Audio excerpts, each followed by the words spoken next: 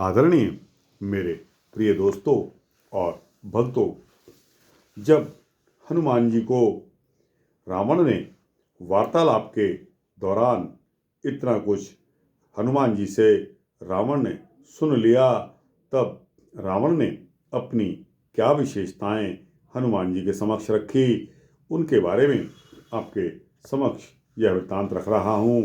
दोस्तों, जब हनुमान जी ने इस तरह कहा कि तुम्हारी मृत्यु तुम्हारे नज़दीक है, तुम सीता जी को श्री राम को सौंप दो, और कहाँ से आए हो, किसने भेजा है, सच सच बताओ।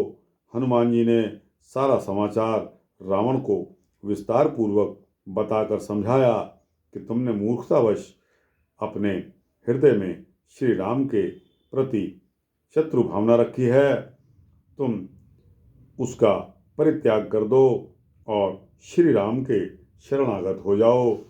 तब रावण के मन में क्या था दोस्तों? रावण को यह घमंड था। किस बात का घमंड था और रावण की क्या विशेषताएं हैं, रावण ने क्या कुछ अर्जित कर लिया था, वह आपके समक्ष रख रहा हूँ। दोस्तों, यह एक सूक्ष्म वृत्तांत है जो ज़्यादा से ज़्यादा 5-7 मिनट का होने वाला है। अतः आपसे निवेदन है कि आप बने रहिए। इस वृत्तांत के अंत तक आपको स्वतः ही पता लग जाएगा कि राजा रावण की क्या विशेषताएं और उपलब्धियां थी। तो दोस्तों, जब हनुमान जी ने रावण को इस तरह का प्रस्ताव दिया कि सीता जी को श्री राम के पास वापस ले जाकर उनसे माफ़ी मांगकर शरणागत हो जाओ, तब मारुति नंदन के इस प्रकार के वचनों को जब रावण ने सुना, तब रावण ने बोला कि जिसने सभी देवताओं को जीत लिया है, उसके बल और पौरुष को तूने अभी देखा भी नहीं है। इसलिए व्यर्थ की बकवास को बंद करो और सुनो कि मैं तुम्हें क्या बताता हूँ। मैं जो भी तुम्हें बताता हूँ उसको ध्यान से सुनो। मैंने ब्रह्मा जी को पंचांग का पाठक अर्थात एक सामान्य गणक बना दिया है और सूर्य को अपना द्वार रक्षक बना दिया है। जिस सूर्य की तुम पूजा करते हो, जो सूर्य सारी दुनिया को प्रकाश देता है, उस सूर्य को मैंने अपने द्वार का रक्षक बना रखा है। और सुनो, जिस चंद्रमा को मेरा छत्र धारण करने वाला मैंने बना दिया है, जिस चंद्रमा को रात्रि में प्रकाश का प्रतीक माना जाता है और दुनिया उसके प्रकाश में रहती है, उस चंद्रमा को मेरा छत्र मैंने बना दिया है।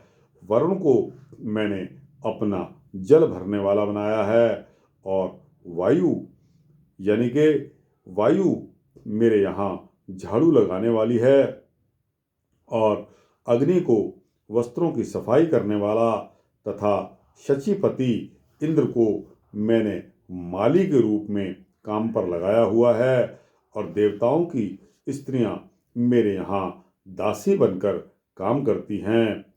मैंने मार्तंड को नाई एवं गणपति को पशुओं का रक्षक बनाया हुआ है। मंगल आदि सभी 9 ग्रह मेरे सिंहासन पर चढ़ने के लिए सीढ़ी के रूप में स्थित हैं। यानी कि सारे के सारे 9 ग्रहों को मैंने सीढ़ी बनाकर उनके ऊपर से चढ़कर जाता हूँ, और षष्ठी देवी को मैंने शिशुओं की रक्षा के कार्य में लगाया हुआ है। इसके अलावा मैंने कैलाश पर्वत को हिला डाला था। कुबेर पर मैंने विजय प्राप्त कर ली है। दोस्तों, कुबेर जो धन का प्रतीक था, जिसके पास इतना धन था कि कोई उसकी सीमा भी नहीं थी, उस कुबेर को मैंने विजय प्राप्त करके उसको जीता हुआ है। और प्लवंगों में अधम, हे दुष्ट बुद्धि वाले वानर, तू मेरे आगे निर्भय बनकर कैसी बकवास कर रहा है? वह ऐसा बनवासी राम मेरे सामने क्या चीज़ है जो कि अपने पिता द्वारा वन में निष्कासित कर दिया गया हो और अपने पिता द्वारा उसको यह सजा दी गई हो कि 14 वर्षों तक तू राज का कोई भी कार्यभार नहीं संभाल सकता। तो दोस्तों, वह बनवासी रावण का क्या मुकाबला करेगा। और रावण ने कहा कि मैं उस नराधम को सुग्रीव सहित मार डालूंगा अगर वो मेरे पास आ गया। तो दोस्तों, रावण का गुस्सा इस प्रकार यह था कि मैंने इतने देवताओं को, सूर्य, चंद्र, अग्नि, पवन, कुबेर, सभी को मैंने जीत डाला है और सभी मेरी सेवा में लगे हुए हैं।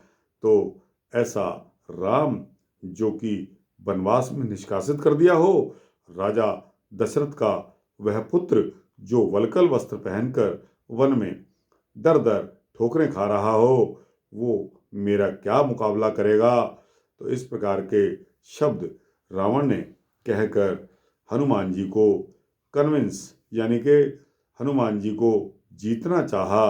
लेकिन दोस्तों, हनुमान जी तो ठहरे परम भक्त, वो भी श्री राम के। तो दोस्तों, आपका प्रश्न यह था कि रावण की क्या विशेषताएं थी, रावण की क्या उपलब्धियां थी और रावण ने क्या कुछ हासिल किया हुआ था।